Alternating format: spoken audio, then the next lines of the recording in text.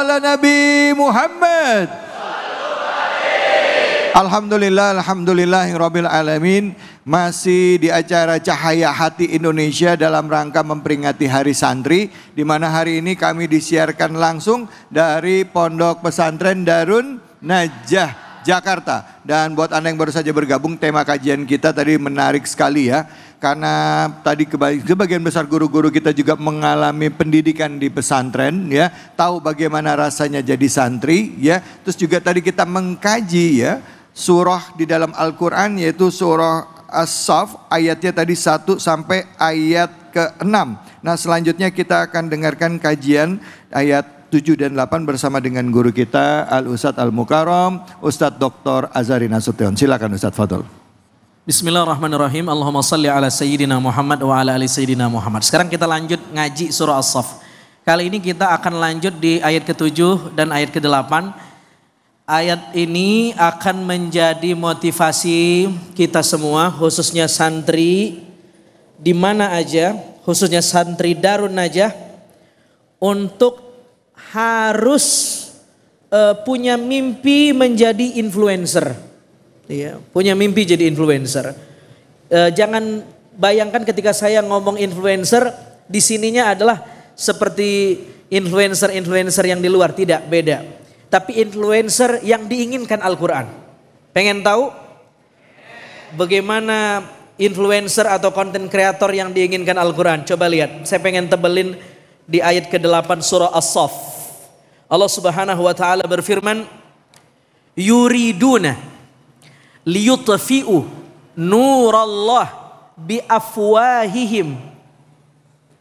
Ada sebahagian orang yang ingin memadamkan cahaya agama Allah, membuat orang tidak simpatik dengan Islam, membuat orang fobia dengan Islam, membuat orang distrust dengan Islam, tidak percaya dengan Islam, biafwahihim, lewat lisan-lisan mereka.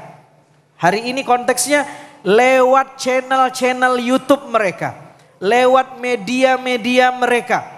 Hah? Betul? Lewat status-status mereka. Tetapi Allah mutimmu nuri, Allah akan menyempurnakan cahayanya. Semakin banyak orang yang ingin menutup cahaya Islam, cahaya Allah lebih tebal dan bersinar. Semakin ingin ditutup, semakin tembus cahaya hidayah itu. Nah, ini jadi dalil kenapa antum harus jadi konten kreator. Tapi konten kreator yang Qur'ani menurut surah As-Saff. Dalilnya ini, ada orang yang jadi konten kreator dengan follower yang dia punya, bukan ngajak orang menuju kebaikan, justru membuat orang fobia dengan Islam. Justru memfitnah agama, justru menjauhkan orang dari moral dan spiritual. Tetapi ingat kata Al-Quran, wallahu mutimmu nurih, Allah menyempurnakan agamanya. Jadi kalau ditanya kenapa saya mesti cakap bermedia sosial, ya viral mah nomor sekian lah. Tetapi kenapa kita mesti bermedia sosial mengikuti perkembangan zaman? Jawabannya, saya ingin menjadi duta-duta Allah. Saya ingin menjadikan media sosial saya membuat orang jadi tercerahkan dengan cahaya Allah, dengan cahaya agama. Dengan orang melihat channel YouTube saya, lihat media sosial yang saya punya, orang jadi pinter baca Quran, orang jadi tahu caranya sholat, orang jadi tahu kisah-kisah sahabat, orang jadi tahu sirah Nabi Shallallahu Alaihi Wasallam. Dan berapa banyak konten kreator yang mengkampen agama ini, yang mendakwahkan agama ini lewat media sosial. Itu jihad. Namanya jihad digital. Jadi jihad itu tidak mesti ke Palestina, tidak mesti di medan perang. Ya. Tetapi jihad itu banyak. Salah satunya kita bisa berjihad membela agama Allah lewat media sosial. Ya. Mungkin kalau kita ngajar di musola, di masjid, Yang dengerin dakwah kita cuman 3-5 orang. Maksimal mungkin ratusan orang karena tempatnya terbatas. Kebayang gak kalau kita berdakwahnya di media sosial? Begitu diupload, berapa banyak akun yang bisa lihat. Dan menjadi jariah setiap saat. Nah sekarang syaratnya apa untuk menjadi konten kreator yang Quran itu? Syarat santri jadi konten kreator itu apa? Tadi kan motivasinya udah tuh. Kenapa kita mesti juga aktif di media sosial? Iya, saya ingin menjadi orang yang menerangi agama Allah dan mengalahkan orang yang menutup cahaya agama Allah berdasarkan surah As-Saff ayat 8. Sekarang syaratnya apa? 4. Catat baik-baik. Yang pertama, santri yang jadi konten kreator syaratnya adalah dia mesti punya al-ilm ar-rasikh, ilmu yang dalam, ilmu yang tinggi, ilmu yang jejak, ilmu yang matang. Jangan sampai jadi konten kreator tapi ilmunya nggak punya. Akhirnya nyesatin orang cuman jual good looking. Cuman jadinya entertain tapi kontennya nggak ada, bahaya. Nanti Islam menjadi agama konten. Akhirnya orang simpatik bukan karena ilmu, tetapi karena apa? Entertain yang kita bangun. Jadi syarat yang pertama al-ilm ar-rasikh. Kenapa mesti punya ilmu? Karena kalau kamu viral, menjadi seorang konten kreator tapi nggak ada ilmunya, itu kamu seperti ikan di akuarium yang airnya nggak diganti-ganti. Lama-lama butek, lama-lama bau, lama-lama ikannya loncat mati. Dia capek, dia kagok, dia gagap, karena nggak punya ilmu. Tapi kalau coba lihat orang punya ilmu, maka hidupnya terarah, tenang. Jadi syarat yang pertama jadi konten kreator apa? Al-ilm ar-rasikh, punya ilmu yang dalam. Beda dengan konten kreator yang dia bukan santri, karena tujuannya beda. Kalau kita bagaimana orang bisa faham dengan agama, syaratnya kita mesti lebih faham daripada yang dengar, maka kita mesti belajar. Maka anak-anak santri, hari ini saatnya kamu belajar sedalam-dalamnya. Ada waktunya, media-media itu kamu yang makan. Sekarang belajar, betul? Jangan terlalu nafsu ingin terkenal di usia belajar. Kalau terlalu nafsu pengen terkenal di usia belajar, nanti jadinya telur setengah mateng. Belum mateng. Yang kedua, syaratnya adalah husnul khuluq. Dia mesti mempunyai attitude yang baik. Jangan sampai backgroundnya santri, dia viral, jadi seorang konten kreator, tetapi memalukan nama pesantren, memalukan nama Islam. Karena kamu adalah potret dari wajah pesantren. Yang ketiga, apa syarat jadi konten kreator seorang santri? Yang ketiga adalah husnul tabligh, punya kecakapan komunikasi, termasuk kecakapan digital. Jadi kita mesti melek media sosial, mesti belajar ngomong, mesti belajar mendelivery pesan, mesti belajar komunikasi, mesti belajar bagaimana di panggung, itu mesti belajar. Karena husnul tabligh itu syarat jadi dai. Yang terakhir, ikhlasun niyah, niatnya yang ikhlas. Imam Ghazali bilang, di antara kecelakaan penuntut ilmu para santri, coba baca di kitab Bidayatul Hidayah awal-awal muqaddimah. Beliau mengkritik santri, orang yang belajar tetapi niatnya ingin terkenal. Dia rusak, dia menjual agamanya. Jadi niatnya mesti lurus untuk Allah saja. Adapun terkenal tidak terkenal, itu mah urusan Allah. Allah yang kasih, kita mah nggak usah ngejar-ngejar. Alhamdulillah. Allah Ta'ala a'lam bishawab. Masya Allah, terima kasih banyak Ustadz. Santri, halo. Hai. Alhamdulillah. Jadi ternyata tujuan kita itu kalau kita mau nyebar konten jangan cuman kepengen tenar. Paham?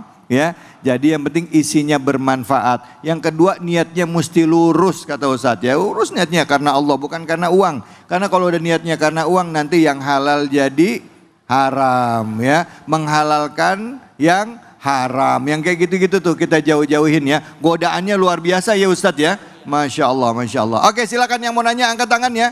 Silakan angkat tangannya. Waduh silakan deh. Ya. Bismillahirrahmanirrahim. Assalamualaikum warahmatullahi wabarakatuh. Waalaikumsalam warahmatullahi wabarakatuh. Warahmatullahi wabarakatuh. Perkenalkan saya Karisatul Amalia. Afwan Ustadz ingin bertanya. Saya seringkali melihat teman-teman saya memposting di media sosialnya mengenai ibadah umrohnya. Kira-kira hal tersebut mengajakkan kita untuk kebaikan atau malah memperlihatkan sifat rianya. Karena yang saya lihat, ia memperlihatkan kekayaannya dengan cara beribadah. Syukran Ustadz, sekian dari saya. Wassalamualaikum warahmatullahi wabarakatuh. Waalaikumsalam warahmatullahi wabarakatuh. Silakan Ustadz langsung Ustadz. Punya teman mengupload ibadahnya. Apakah dia flexing ibadah? Bagaimana tanggapan kita? Ketika kita berinteraksi sama seseorang, maka gunakan dua kacamata. Kacamata yang pertama disebut dengan ainul i'tibar. Kacamata yang kedua namanya ainul ihtiqar. Apa itu ainul i'tibar dan kapan digunakan? Gunakan ainul i'tibar itu ketika kita melihat orang. Ainul i'tibar adalah mengambil pelajaran dari orang. Sehingga orang dalam kacamata yang baik, kacamata ainul i'tibar, semua orang dipandang baik. Ketika orang buat status, habis tahajud nih mata bengep banget nih. Jangan lihat flexingnya. Tapi gunakan kacamata ainul i'tibar, positive thinking. Hebat banget ya dia tahajud ya. Saya belum tahajud kayak dia. Jadiin motivasi. Tetapi ketika ngelihat diri kita, gunakan kacamata ainul ihtiqar. Yaitu mengkritik diri. Allah. Self critical awareness. Punya kesadaran mengkritik diri. Jadi kalau ngelihat ke dalam mengkritik. Tapi ngelihat ke orang memuji. Jangan dibalik. Seringkali kita begitu ngelihat teman sukses, sombong banget. Tapi begitu ngelihat ke kita, kayaknya gue paling pinter deh. Nih gue nih. Gue nih. Ya, Itu ya itu ndak baik. Karena yang mencontoh itu iblis. Ana khairum minhu, dia bilang. Mestinya ketika melihat orang, semua orang baik. Dia lebih baik dari saya. Tapi begitu melihat ke dalam, saya banyak salahnya. Dan saya mesti ambil pelajaran dari orang itu. Allah. Begitu yang diajarkan agama. Lalu kemudian apakah kita boleh posting-posting ibadah? Tidak ada masalah sebenarnya. Kalau niatnya tahaddusan bin ni'mah. Allah ngasih nikmat kepada kita sehingga kita masih bisa ibadah, bisa sholat, bisa umroh. Lalu kita posting. Harapannya dengan kita posting orang termotivasi dengan ibadah kita. Niatnya dijaga. Niatnya dijaga. Para ulama menasihati kepada kita. Mereka mengatakan ya zuhur fil zawahir khumul fil bawatin. Bersikaplah mengeksposur diri ya, tetapi batin kita mesti dijaga, niat kita mesti dijaga, ikhlas karena Allah. Jadi lagi-lagi mau posting apapun terserah. Belum tentu yang tidak posting lebih ikhlas. Karena ikhlas dan tidak ikhlas bukan soal posting tidak posting, tetapi soal yang di dalam ini, soal niatnya. Ya. Allah taala alam. Masya Allah. Jadi tadi ainul i'tibar ya kalau keluar ya. Kalau ke dalam ainul ihtiqar. Ihtiqar ya. Jadi kalau ngelihat orang posting kebaikan kita prasangka baik sama dia, muji dia baik. Tapi kalau buat diri kita sendiri ya kita harus introspeksi diri ya. Aduh ya Allah jangan sampai ini bikin saya ujub ya. Ingat apa yang kita lakukan semata-mata karena Allah khalis, niatnya bersih lillahi insya Allah. Baik kita akan lanjut lagi. Saya sebenarnya ada satu pertanyaannya Ustadz yang belum terjawab sama saya dari tadi. Apa hubungannya surah As-Saff ini dengan tadi, dengan masalah konten, flexing. Saya masih belum nyambung nih Ustadz. Sedangkan ayat ini kan sebenarnya ceritanya nggak begitu gitu. Apa yang membuat kita bisa mengkaitkan itu dengan kondisi kekinian dari ayat tadi, ya?